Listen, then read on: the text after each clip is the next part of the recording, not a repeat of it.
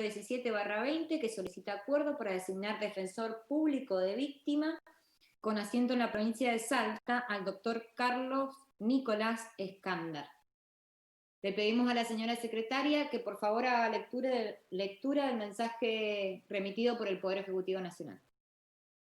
Al Honorable Senado de la Nación, tengo el agrado de dirigirme a su honorabilidad para solicitar el acuerdo correspondiente a fin de posibilitar la designación en los términos de la Ley 27.149 del Defensor Público de Víctimas con asiento en la provincia de Salta, doctor Carlos Nicolás Escándar, DNI número 29.586.091. Saludo a su honorabilidad con mi mayor consideración. Gracias, señora secretaria. Le vamos a dar la palabra al doctor Escándar.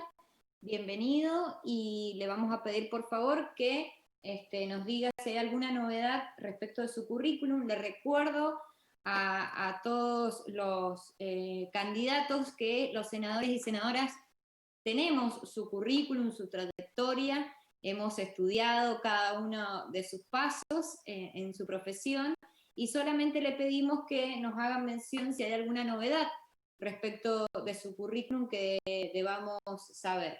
Segundo, doctor, le pedimos, por favor, si nos puede contar las características del lugar para el cual ha sido propuesto, y finalmente su postura respecto de la tributación al impuesto a las ganancias. Bienvenido y lo escuchamos. Gracias, señora presidenta. Quiero decir, al igual que los que me precedieron, que la verdad que es un honor estar aquí en la Cámara de Senadores, en este acto institucional tan importante como es la audiencia pública, previo al debate sobre si vamos a obtener o no el acuerdo que necesitamos para ejercer como magistrados. Quisiera empezar respondiendo a la pregunta del impuesto a las ganancias, para después no olvidarme. Como también han dicho los colegas que hablaron antes que yo, creo que es un imperativo constitucional que los magistrados, incluso los designados, creo yo, antes del 2017, paguen impuestos a las ganancias.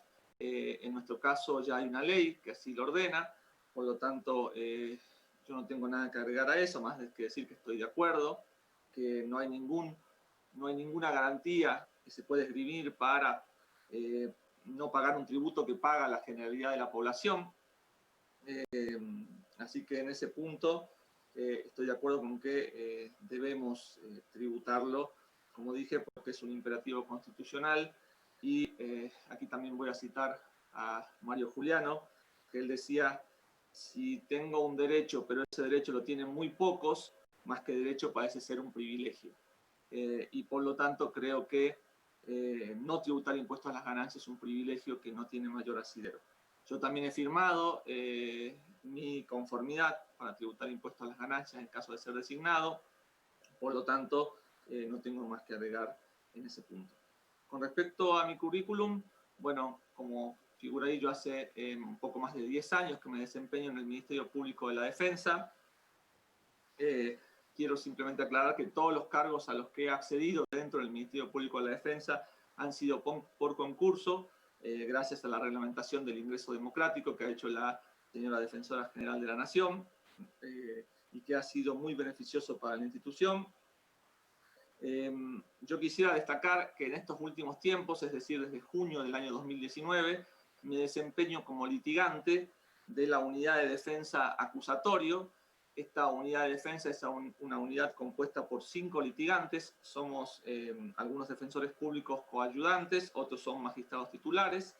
Pero lo interesante es que estamos a cargo del litigio de las causas que tramitan por ante el nuevo Código Procesal Penal Federal, que realmente ha provocado una verdadera revolución en la jurisdicción. El nuevo Código Procesal Penal Federal, al que también voy a referir un poco más adelante cuando haga específica referencia al cargo al que estoy aspirando, provoca realmente un cambio en el paradigma del litigio muy importante al oralizar todas las instancias y al permitir un verdadero debate sobre los hechos que son objeto de la controversia. En esta unidad de defensa acusatorio hemos formado equipos que funcionan por turnos, Estos equipos se componen de un litigante y de un asistente, y la verdad que el manejo de la prueba, el manejo del litigio es interesantísimo porque uno desde la defensa tiene que plantear una teoría del caso, plantear una hipótesis.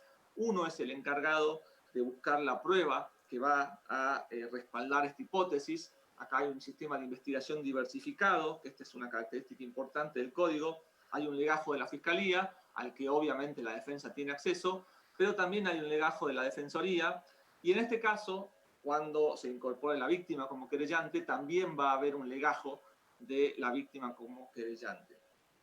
Y la verdad que los tiempos son totalmente distintos, el modo de litigio es totalmente distinto. Se ha eliminado la justicia delegada, que era algo muy característico del sistema mixto. Uno, si quería obtener una resolución en el sistema mixto, no tenía que hablar con el juez, tenía que hablar con el sumariante y con el secretario. En este nuevo sistema es el juez en el que en audiencia, en forma inmediata, resuelve las peticiones de las partes, por lo tanto, no puede delegar la confección de las resoluciones, y esto obliga también a tener una formación distinta, porque uno tiene que agotar sus peticiones en la audiencia, y si surge alguna discusión inesperada, uno no tiene, como tenía antes, los días para consultar la biblioteca, para consultar a otra persona, sino que tiene que responder en el acto. Así que yo lo que quería destacar, como dije, algo que pasó con posterioridad a que yo presenté mi currículum para este concurso, es haber participado de esta experiencia. Este es un plan piloto que lleva a cabo la Defensoría General de la Nación, y ha sido muy interesante poder ver cómo funciona el código acusatorio. Si bien habíamos tenido capacitaciones y habíamos tenido lecturas referidas a ello, la verdad que la experiencia de vivirlo y de participar de innumerables audiencias, yo he participado en audiencias de formalización, en audiencias de prisión preventiva, en audiencias de control de acusación y en audiencias de juicio con este nuevo código, ha sido una experiencia realmente invaluable. Y en el ámbito académico, simplemente también agregar que actualmente soy director de la carrera de especialización en Derecho Penal de la Universidad Católica de Salta. Ahora bien, con respecto al cargo que voy a ocupar, es una defensoría que se tiene que habilitar, es decir, es una defensoría nueva, y la verdad que es una defensoría muy interesante, sobre todo porque se va a incorporar al Código Procesal Penal Federal, donde la víctima tiene una importancia preponderante.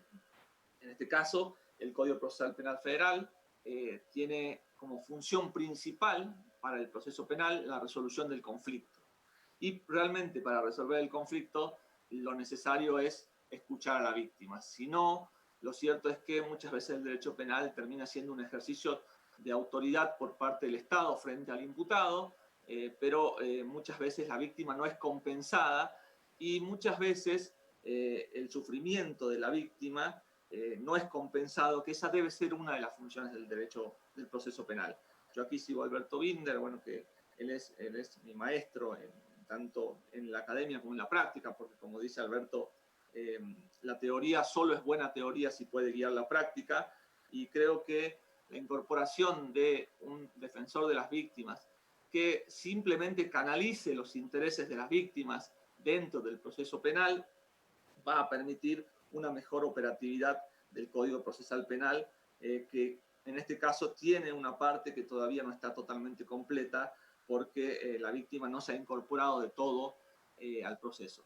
Esto obviamente que es algo que va a llevar tiempo, porque los operadores judiciales no están acostumbrados a trabajar con las víctimas. Obviamente que las tradiciones, acá también, esto lo dice Alberto Binder, tienen una fuerza muy grande para guiar las prácticas, y hay una tradición histórica dentro del proceso penal de ignorar la palabra de las víctimas y de trabajar con un paradigma más bien, como se denomina, inquisitivo. Dentro de la Defensoría de las Víctimas hay varias posibilidades de trabajo. Una es la querella, obviamente, que sería la posibilidad principal de trabajo, la de querellar.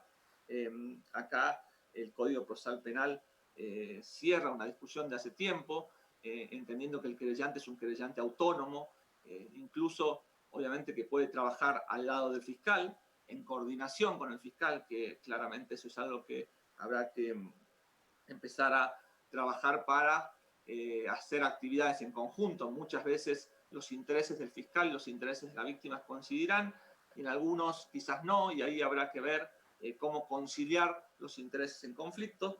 Pero el código tiene una novedad muy interesante, que es que en los casos en los que el fiscal decida no perseguir, porque, por ejemplo, utiliza alguno de los instrumentos que tiene para desestimar la acción, la víctima tiene 60 días para constituirse como querellante autónomo y llevar adelante tanto la investigación como la persecución como el juicio penal, ya como querellante solitario. Y esto me parece que es fundamental porque va a ser una experiencia bastante inédita en nuestro país y bueno, vamos a ver cómo funciona un proceso penal sin un fiscal estatal.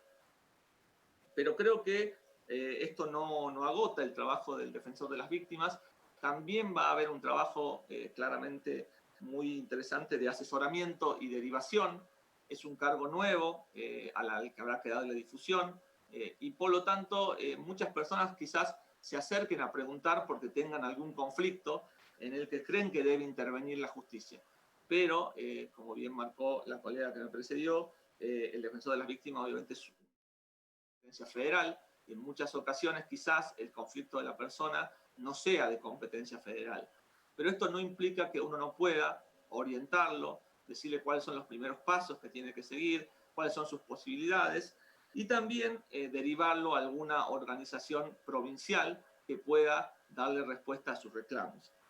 Acá también me parece interesante un trabajo de coordinación con alguna institución provincial.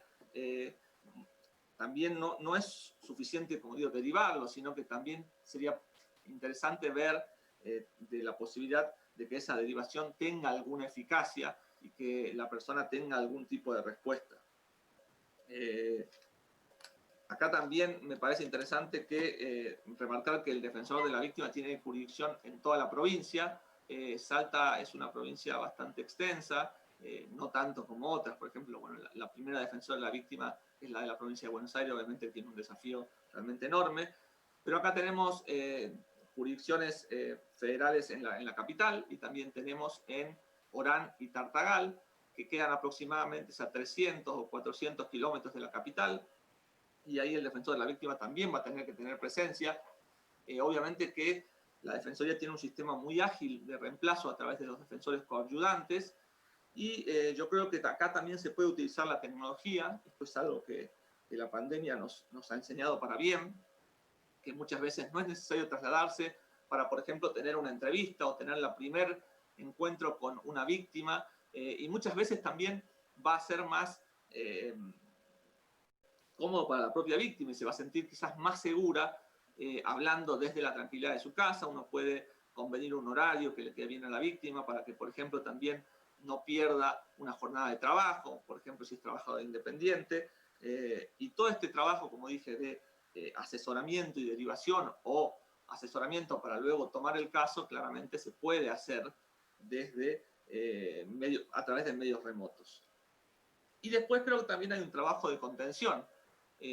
Muchas veces la víctima no solo necesita avanzar en el proceso penal para recordar sus derechos, sino que requiere ser escuchada. Esto es algo que hemos aprendido en estos tiempos del Código Procesal Penal Federal acusatorio, que en algunas ocasiones la víctima solo quiere un pedido de disculpas o incluso, como dije, ser escuchada. Yo creo que el cargo implica un gran desafío, como dije, porque es un cargo nuevo. El primer desafío será darlo a conocer. Luego habrá que dotarlo de un lugar para funcionar, de un personal adecuado. Esto obviamente yo les cuento que vamos a contar con el apoyo de la Defensoría General. La Defensoría General tiene comisiones y programas muy interesantes con los que se puede trabajar en conjunto. Tenemos programas que asisten a víctimas de trata, programas contra la violencia institucional. Hay diferentes programas desde la Comisión de Cárceles también, así que me parece fundamental. Y por último, yo quería referirme brevemente a cuáles son los delitos que yo creo que vamos a tener mayor incidencia en este cargo, que van a tener mayor incidencia en este cargo, y creo que uno de los más importantes va a ser la violencia institucional. En este sentido, nosotros tenemos en las provincia de Salta varios penales federales. Hay un penal que es el complejo penitenciario NOA 3, que es un complejo bastante grande y extenso. Y bueno, todos los delitos que sufran los internos dentro de esos complejos federales van a poder ser asistidos por el defensor de la víctima. Lo cierto es que hay un problema en la jurisdicción para investigar la violencia institucional, más allá obviamente de los esfuerzos que hace el Ministerio Público Fiscal. Creo que ahí se puede aportar y sobre todo aportar la voz de las personas afectadas. También en el punto en los delitos de trata de personas, también ahí tenemos un aspecto para trabajar, tanto en la trata de explotación sexual como en la trata de explotación laboral, sobre todo en el norte de la provincia, donde hemos tenido bastantes casos de explotación laboral, que si bien esos casos por ahí no avanzan con la celeridad que deberían, es un problema que hay que abordar. También tenemos casos de lesa humanidad, que también podemos obviamente ayudar. Yo actualmente estoy querellando en un caso de lesa humanidad en una víctima que fue gravemente herida durante el secuestro del gobernador salteño Ragone, y actualmente estamos en casación con ese caso. También pueden ser casos de secuestro extorsivo. Lo cierto es que nuestra jurisdicción, por suerte, en ese punto no es tan conflictiva y no tienen muchos de estos casos, pero, por ejemplo, durante la vigencia del nuevo código hemos tenido un caso de secuestro extorsivo que, más allá de haber castigado a los principales responsables, en el caso de algunos partícipes no necesarios, por ejemplo, hemos llegado a algunas salidas alternativas exitosas, como por ejemplo una conciliación entre víctima y victimario, que muestran la importancia, como dije, de escuchar a la víctima, de conciliar el conflicto y de tratar de que la política... Perdón, se me silenció el micrófono. Lo que decía que hemos tenido un caso de secuestro extorsivo que se ha solucionado en el caso de los partícipes más alejados, obviamente, del núcleo del ilícito, de los partícipes no necesarios, a través de salidas alternativas, lo que muestra la importancia de escuchar a la víctima, de componer el conflicto y de realmente usar el sistema penal como un sistema de herramientas que gestionen la conflictividad y que utilicen a la política criminal y a la cárcel como último recurso cuando no sea posible otra solución que deje en mejor condición a la víctima. Me parece que eso es fundamental para empezar a construirlo a partir de ahora y empezar a construir realmente una voz en el proceso penal que sea la voz de la víctima, que yo creo y estoy convencido de eso, la voz de la víctima. Yo hace 10 años o más que me dedico al estudio del derecho penal, ese es mi principal, digamos, área de labor, siempre desde lo académico y desde lo profesional. Y yo me acuerdo que los grandes maestros decían que la víctima lo que intentaba era traer la venganza al proceso penal. Y había como autores como Vélez Maricón, de autores clásicos, que decían que la víctima no debía entrar al proceso penal por eso. Yo creo que eso está equivocado. Yo creo que la víctima va a traer mayor razonabilidad al derecho penal. Tenemos casos donde las víctimas han buscado justicia por años y nunca han recurrido a la justicia por mano propia, nunca han recurrido a los linchamientos. Yo creo que la lucha de los organismos de derechos humanos es un ejemplo de esto. Los victimarios han caminado libres por las calles durante años y las organizaciones de derechos humanos siempre han pedido memoria, verdad y justicia. Y yo creo que eso es un ejemplo de la razonabilidad de las víctimas, que cuando se la escucha y cuando la víctima sobre todo se siente escuchada, siente que su voz tiene peso en el proceso penal, siente que hay un funcionario que está para escucharla y hay un juez que está ahí para resolver ese drama que la involucra obviamente a la víctima y tanto a ella como al victimario. Hay otras reacciones y esas reacciones siempre son positivas porque siempre humanizan el proceso penal y siempre sobre todo sirven para un Estado menos violento y por lo tanto un Estado más humanista. Así que bueno, eso era más o menos lo que yo quería decirles sobre el cargo y bueno, quedo abierto a cualquier inquietud de los señores senadores y las señoras senadoras. Gracias, doctor. Los senadores